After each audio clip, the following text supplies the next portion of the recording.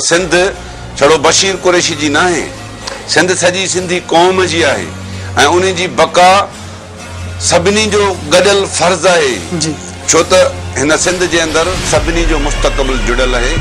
वो सिंध जो मुस्तक़बिल हाणे इन्ही सूरत में बचंदो जॾहिं असां साईं जीएम सैद जे फ़िक्र खे अमली जामो पाईंदासीं। कराची कीअं बचाए? कराची के को खतरो कोने को। कराची जे चइनी तरफ़नि खां असां सिंधी आहियूं।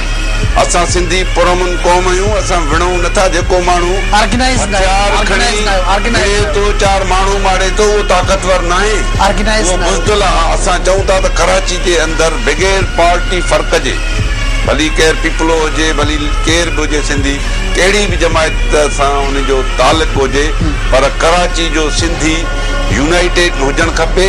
सभिनी खे गॾिजी कमु करे सभिनी खे गॾियल हिकु धारा में हलणो पवंदो ऐं उते पाण खे मुनज़म थियणो पवंदो। असां बिल्कुलु इहा ताक़त खणी जेको आहे सो कराची जे अंदरि सिंध जे माण्हुनि सां हर दुख में जिथे बि कंहिंखे तकलीफ़ या को मसइलो थियो आहे असांजी जमायत इहा भरपूर कोशिशि कई आहे त उते पहुची उन जे दुखनि में भाईवार थियूं। उन में वधीक साथ जी ज़रूरत आहे।